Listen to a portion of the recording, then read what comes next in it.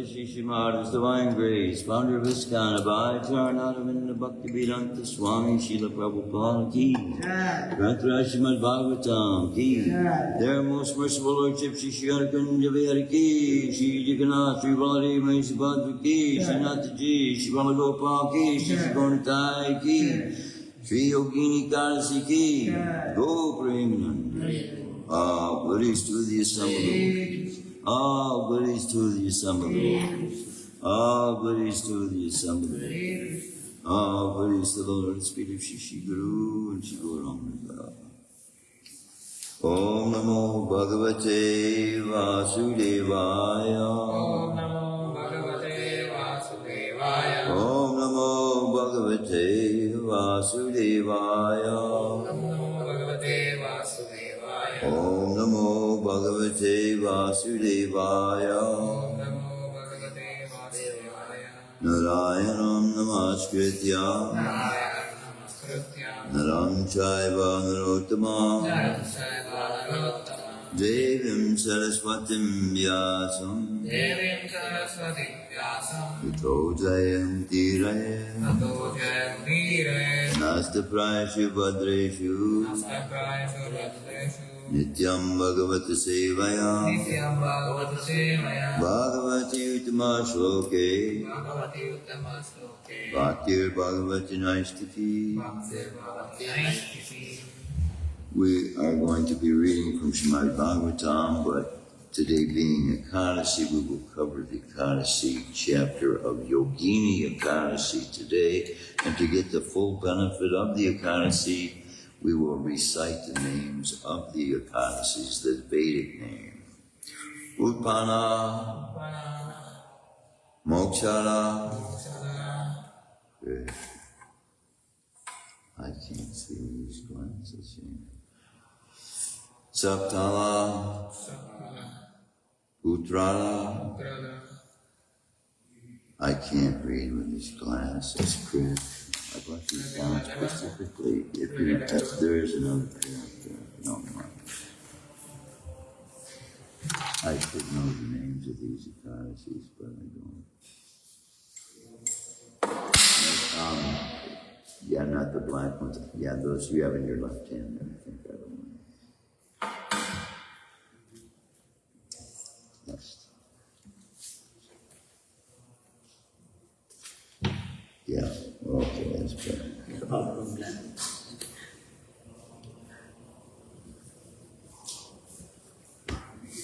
Satila, Jaya, Vijaya, Amalaki, Papamochani, Kamala, Varutini, Mohini, Apara, Nirjala, Yogini, Padma, Kamika, Uttrada, Aja, Parivartini, Indira, Papankush, Ram, Haribodhini, Padmini, and Padma.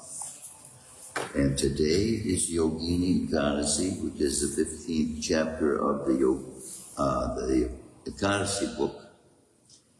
And this is a conversation with Maharaj Yudhisthira and the Supreme Person, Lord Sri Krishna. Yudhisthira Maharaj said, "O Supreme Lord, I have heard the glories of Nirjala Ekadasi, which occurs during the light fortnight of the month of Jesta. Now I wish to hear about the Ekadasi that occurs during the dark part of the month of Ashada, June, July. Kindly describe it to me in detail, O killer of the Madhu demon." The Supreme Lord Sri Krishna replied, "O King, I shall tell you about the best of all fasting days, the Ekadasi that comes during the dark part of the month of Asada. Famous as Yogini Ekadasi, it removes all kinds of sinful reactions and awards supreme liberation. O best of kings, this Ekadasi delivers people who are drowning in the vast ocean of material existence and transports them to the shore of the spiritual world. In all the three worlds, it is the chief of all sacred fasting days. I shall reveal this truth to you by narrating a history recounted in the Puranas. The king of Alakapuri, Kuvera, the treasurer of the demigods, was a steadfast devotee of Lord Shiva. He employed a servant named Himamali as his personal gardener.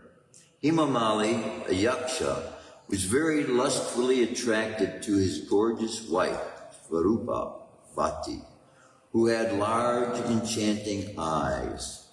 Himamali's daily duty was to visit Manasharovara Lake and bring back flowers for his master Kuvera, which were then used in the worship of Lord Shiva.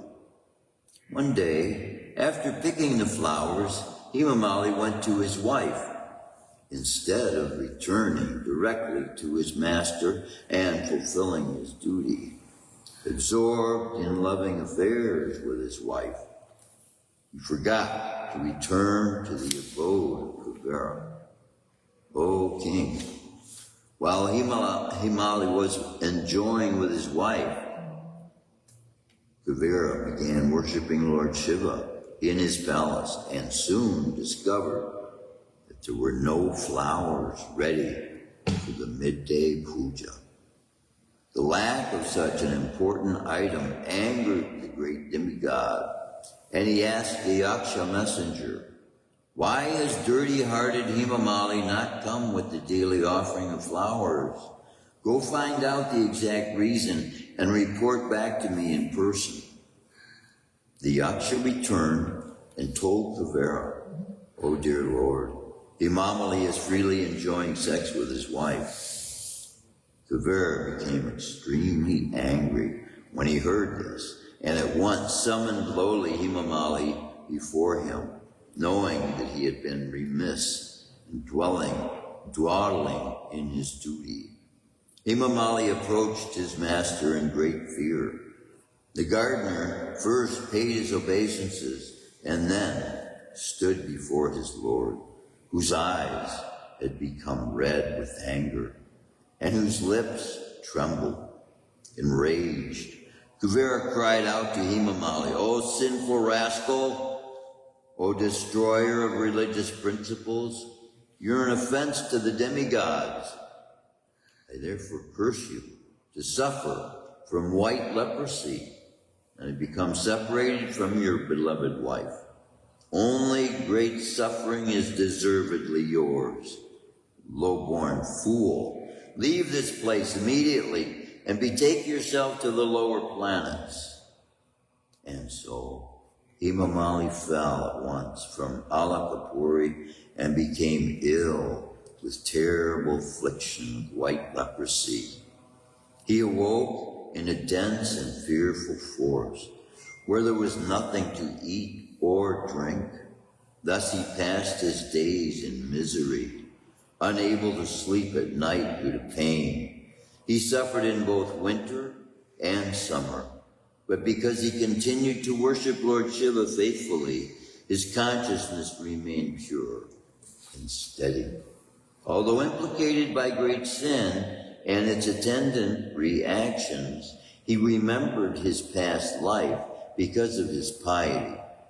After wandering for some time here and there, over mountains and across plains, Himamali eventually came upon the vast Himalayan range.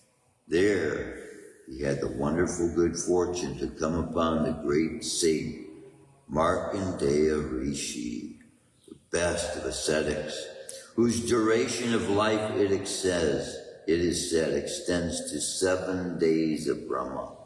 Wow. I read earlier 3 days of Brahma. I thought that was a long time. 7 days of Brahma. Markandeya was seated peacefully at his ashram, looking as effulgent as a second Brahma. Himamali, feeling very sinful, stood at a distance from the magnificent sage and offered his humble obeisances and prayers. Always interested in the welfare of others, Markandeya saw the leper and called to him, "Oh, you, what sort of sinful deeds have you done to earn this dreadful affliction?" Hearing this, Himamali replied, "Dear sir, I'm a yaksha servant of Lord Kṛṣṇa, and my name is Himamali. It was my daily service to pick flowers from Manasarovara lake for my master's worship of Lord Shiva. But one day, I was late in returning with the offering because I had become overwhelmed with passion for my beautiful wife. When my master discovered why I was late, he cursed me in great anger. Thus now, I'm bereft of my home, wife, and service. But fortunately, I've come upon you. Now, I hope to receive from you an auspicious benediction, for I know that devotees of the Supreme Lord always carry the interest of others uppermost in their hearts. That is their great nature. O best of sages, please help me."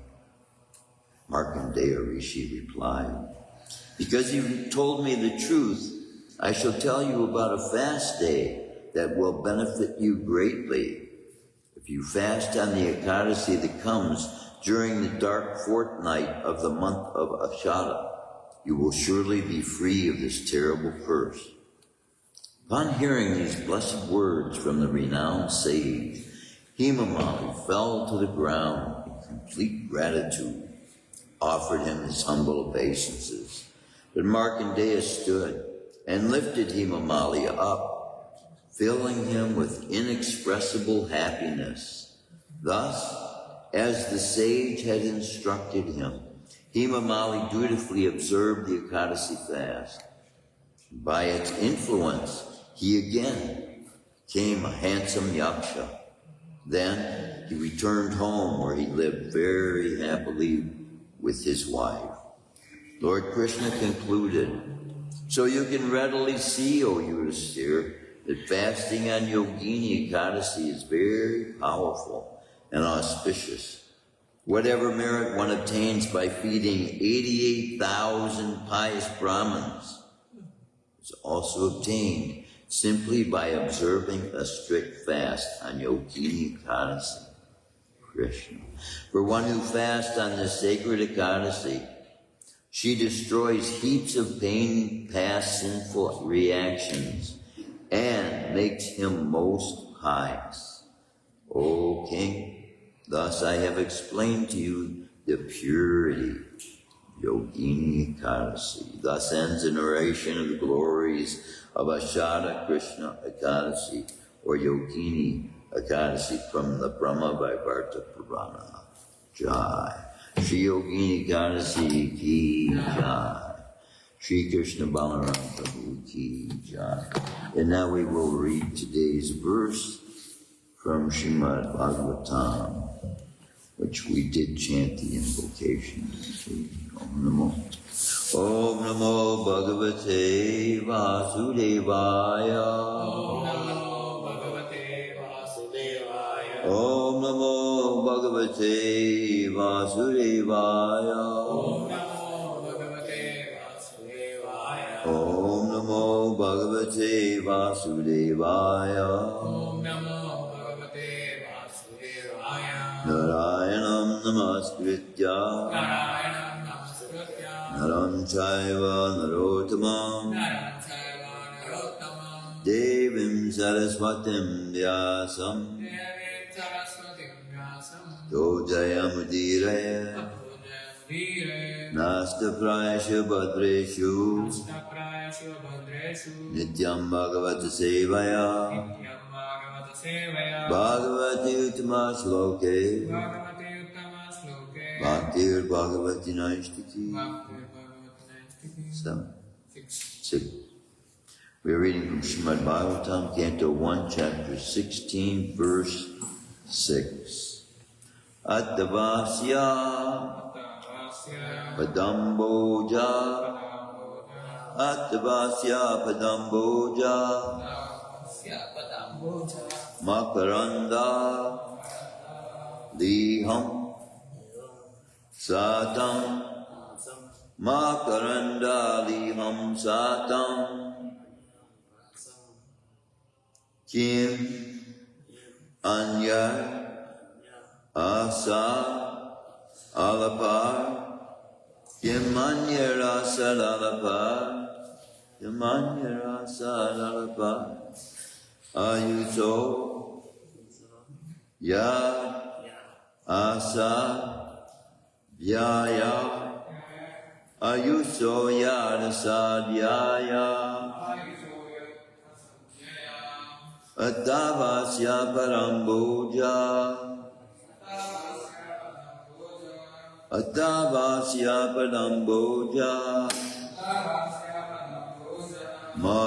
Makaranda Liham Satam Makaranda Liham Satam Kimanyera Saralapar Kimanyera Saralapar Ayusoya Lasadhyaya Ayusoya Lasadhyaya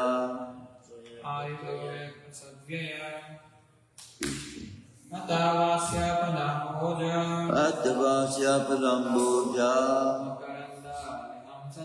Makaranda Lilam Satam Kim Anye Asadalape Kim Anya Saralapar Ayusoya Lasadhyaya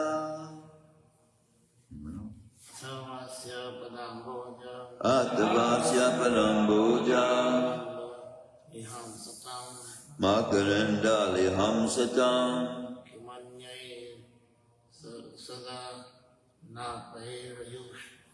Kimanya Rasalata Per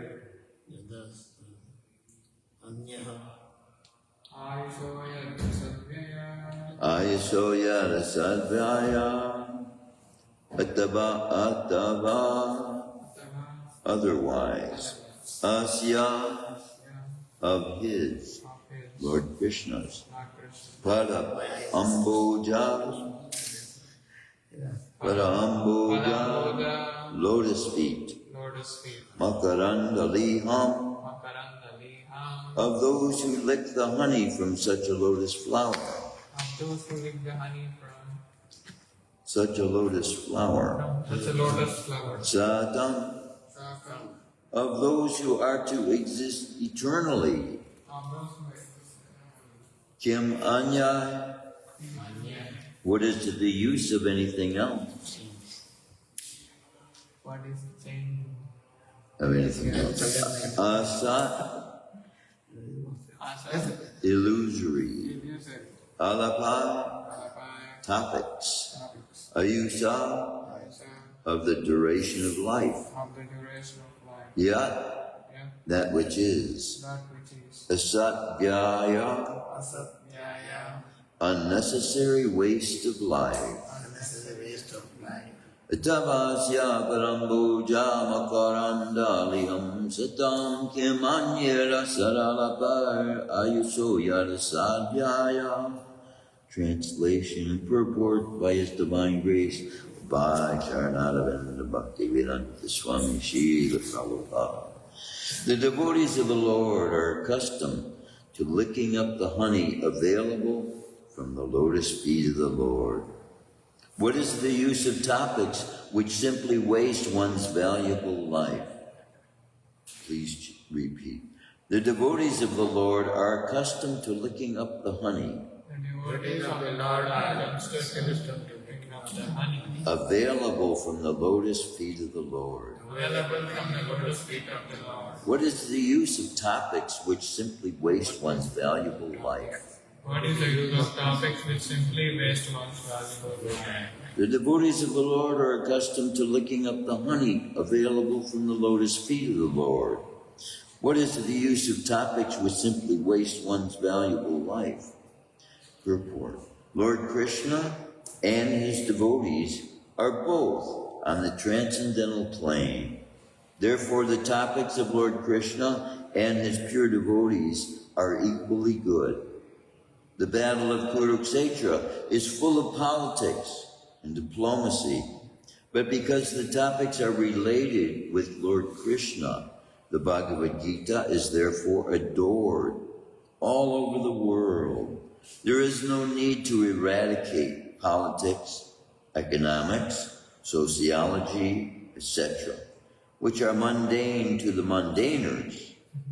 To a pure devotee who is actually related with the Lord, such mundane things are transcendental if dovetailed with the Lord or with his pure devotees. We have heard and talked about the activities of the Pandavas, and now we are dealing with the topics of Maharaj Parikshit.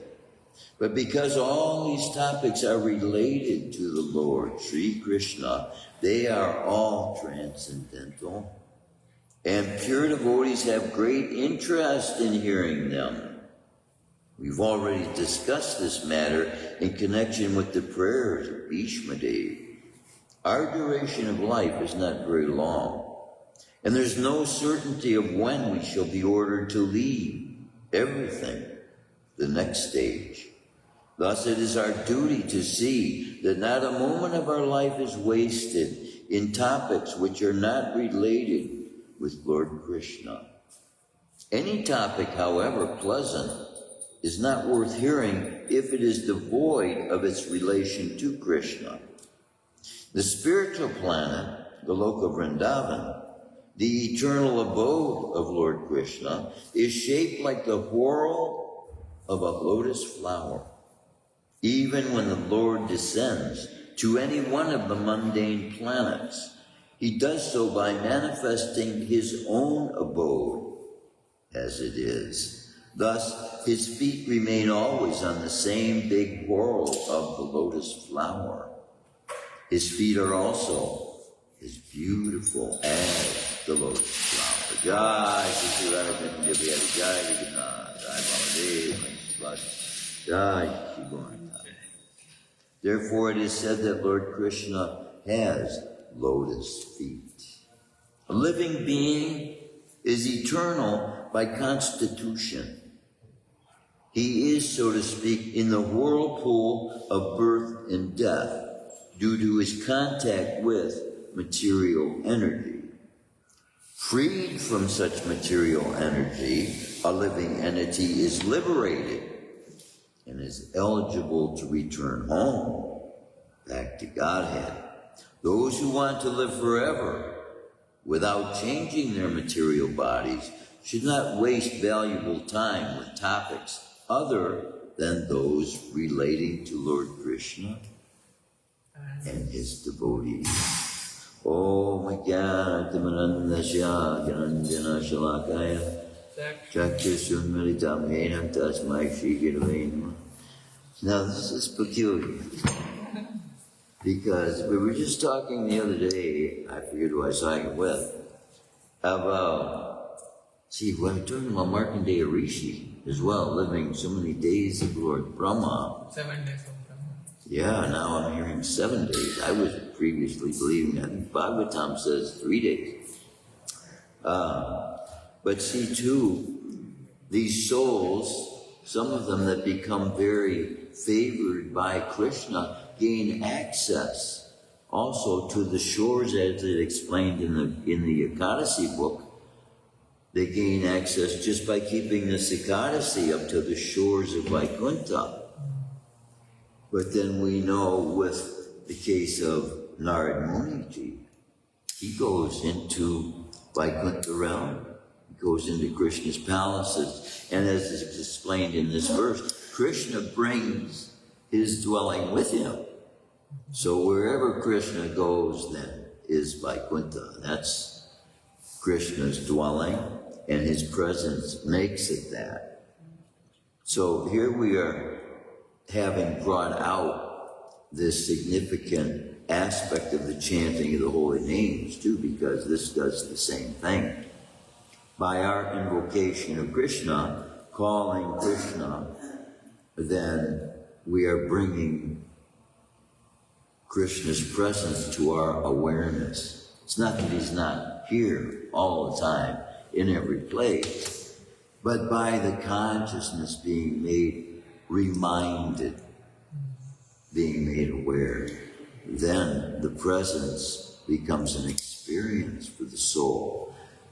And in that way, this constant experience and loving exchange of Kṛṣṇa that Kṛṣṇa is giving to us takes the form of nectar, of honey, flowing from his lotus feet. Just talking about him, discussing the activities, as we were saying before, it's food for the soul. And the kind of food then that is being described here that it takes is this sweetest that we know of on the planet, what honey is. So, how many souls are required for the gathering of one little cup of honey, you suppose? Hundreds, isn't it? These one little drop, each and every one of these little bees, they go to these flowers and then they suck up the nectar from inside the flower and then bring it to the beehive for the queen. And then she puts it also as food for the babies that are coming. And then we steal it from her and then proclaim how sweet it is. And then there's a saying about stolen waters, sweeter than those that are found free to be had. So, see the rarity of something when it's taken away from us. If I get into the subject matter, tears are going to start flowing, and I'm afraid of that. I don't want that to happen because I just lose control. But it's just a fact that we learn that when we lose something that we cherish very dearly, it hurts, it's a pain, it's a suffering, and it's called, by description, what we should be feeling the experience of is that separation that we have here from Kṛṣṇa, the Supreme Personality of Godhead. What we do experience is a loss of the things we have attachments to in this material world, which give us a little bit of a taste of what we should be experiencing all the time in regards to our relationship to Kṛṣṇa. So we're like children who have run away from home, kind of. But now that we are responding to the call that Lord Chaitanya is giving us in his own giving of this Maha Mantra, this is the equivalent of, to us, of this singing of Krishna's flute that Kṛṣṇa did to the gopis. And now he's calling us with that same flute sound, the Maha Mantra, for us to be able to hear. How he hears it is as though it were the very playing of his own flute. This is explained by Sanatana Goswami in Hari Bhakti Vilas.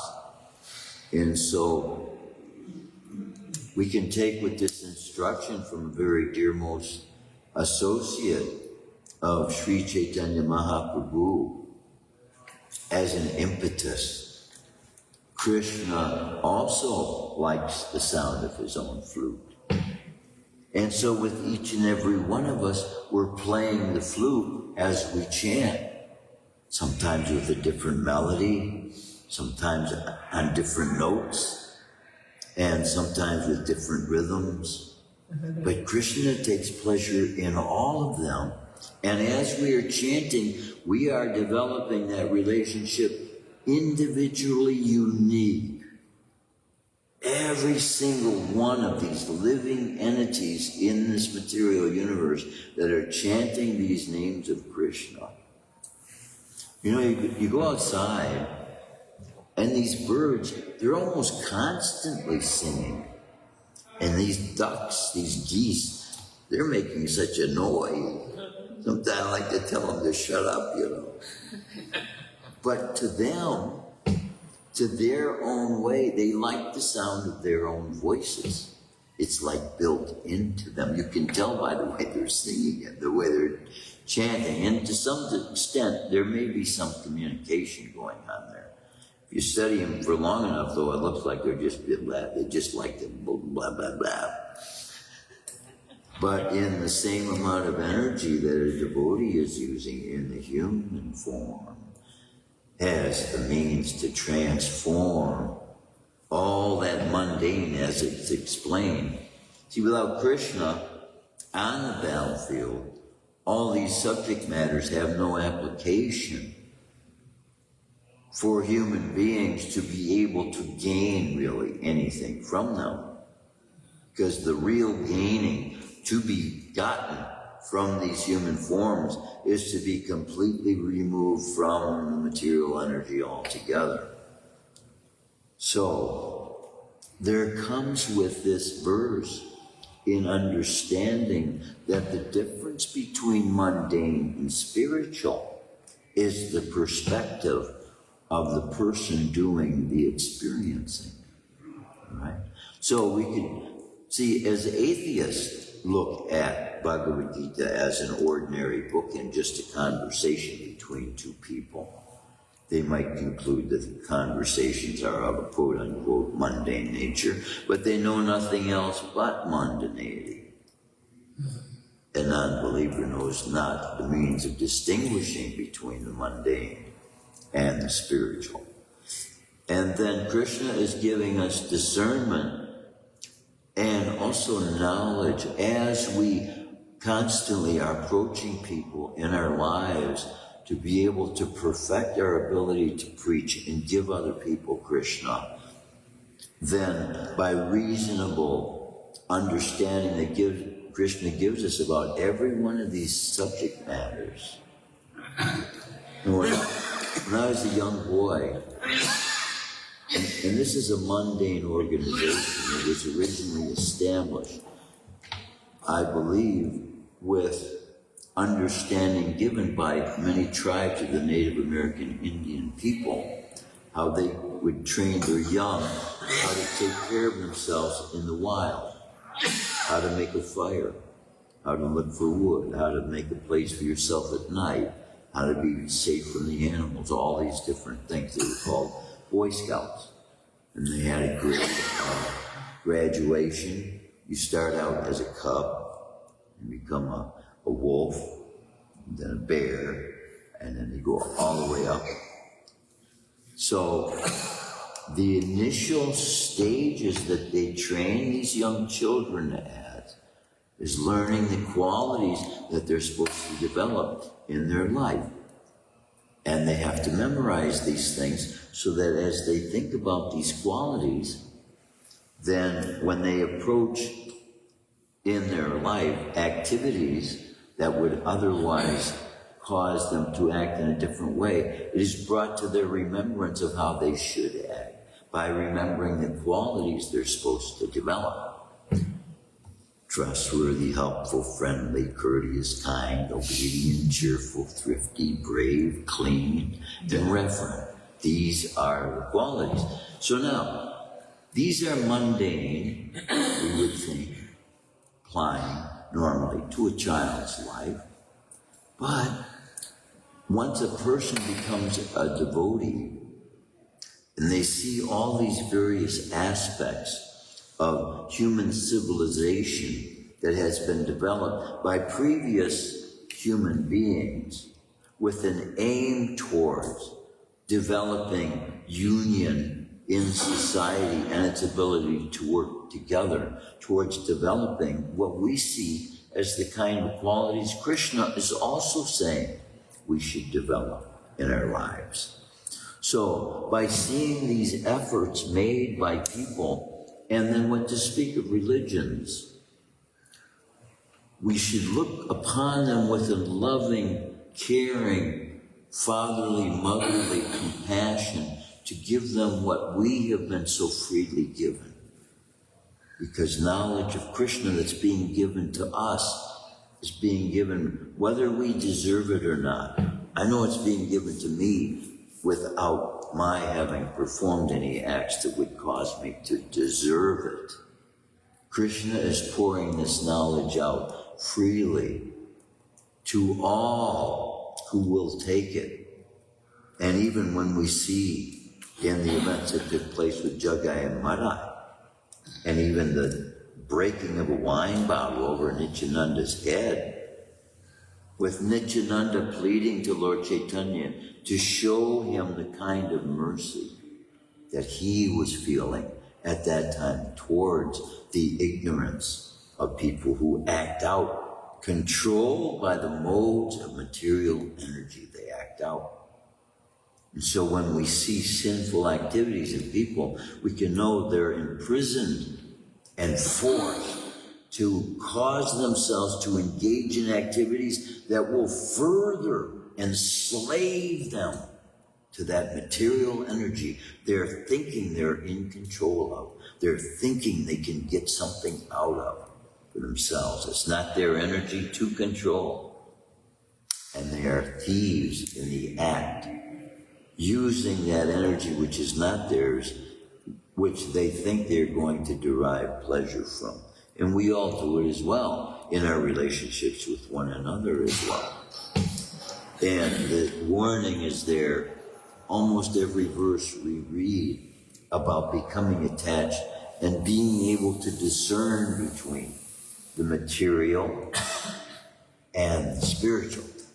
So, if in our minds we are able to transform the way we see the effects of these so-called mundane subject matters and transform them in our minds to a means of being able to communicate the transcendental subject matter, then even that in our minds, which would otherwise be of a mundane nature, will be of spiritual benefit, aiding us in our ability to persuade others of the glorious nature and the all-encompassing nature of Krishna's truths.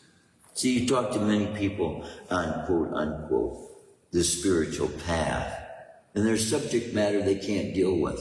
They can't answer, which is evidence that they don't know. You don't know something, it's because you don't have access to the knowledge. So, if a devotee doesn't know, most devotees know that somebody does. And ultimately, we all know that Krishna knows. So, there is a means to be able to receive Krishna's teachings through this consciousness that we have. This consciousness, this prayer that we make to Krishna to surrender, is the allowance that we're giving to Krishna to pour into our minds thoughts of his own thoughts, the way that he sees things, so that we can see things rightly. Because Krishna is the only one seeing everything the way it actually is. And so the only way we can see rightly is to have a vision given to us by Krishna himself, who sees rightly. Every subject matter, there is a perspective to have towards it. And with the ability Krishna gives us, then we can see it prospectively, spiritually. When people are talking outside about, some food they may have eaten last night or something like that, it be transformed into a subject matter that ends up becoming Kṛṣṇa-kathā.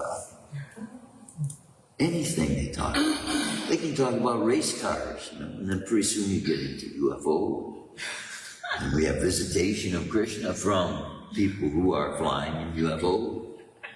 The most mundane things you can think of, They're going to these races to try and see which car is the fastest and which human being can use that engine the best, And they get excited about this. Just as so much excited as they will to see a ball drop through a hole that a man has the ability to throw into a hoop. And they'll spend hours of their day, an hour there and traveling, an hour back to get home from there, and 2 hours while they're there, 4 hours of their day lost for what?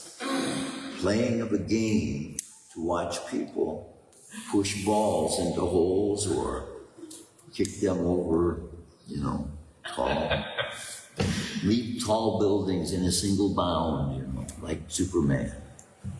So all these imaginations that men are making up with their minds that will provide for them fun and enjoyment and all these things is nothing but distractions from the true satisfaction and experience of the presence of the Supreme Personality of God.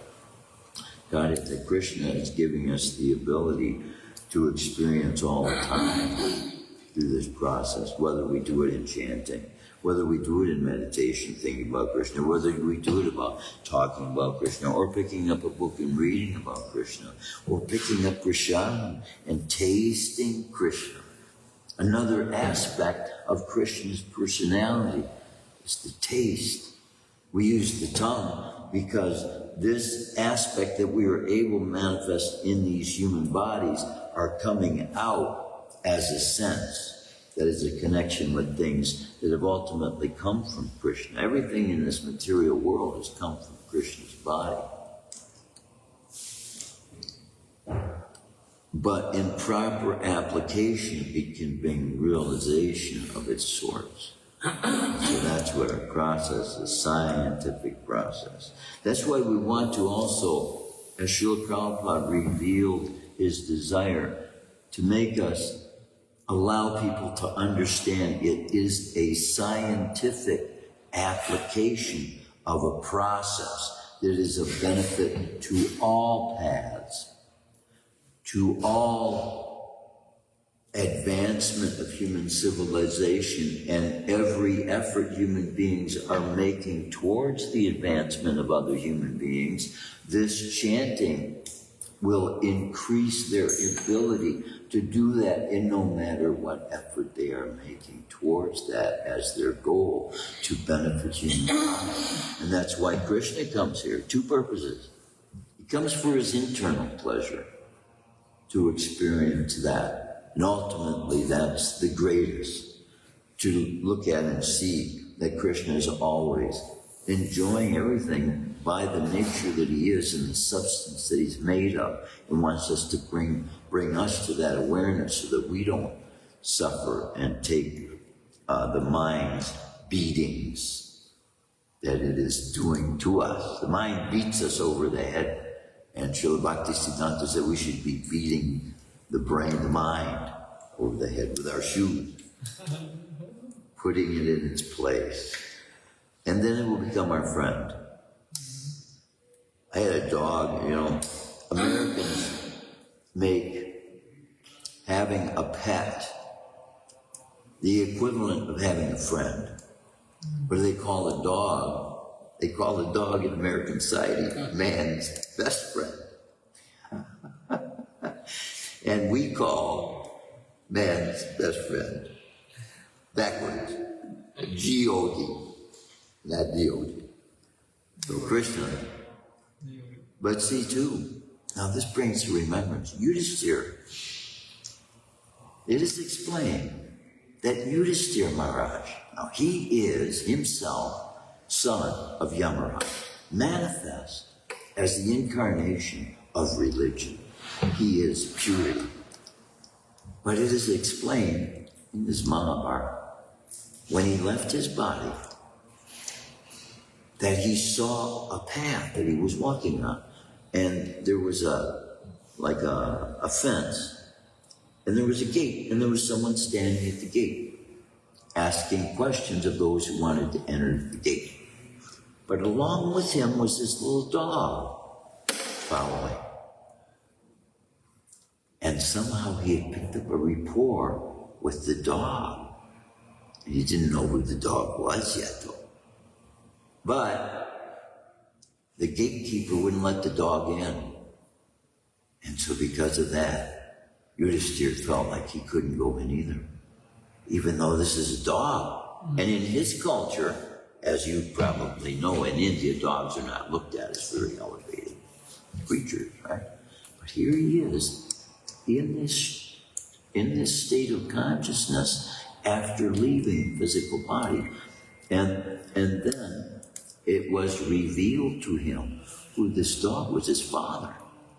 This dog was Yamaraj himself.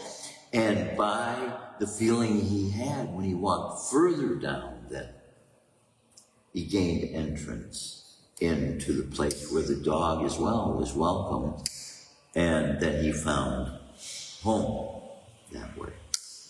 And so, see, this is how love also that we have for one another here can be transformed into transcendental love as well.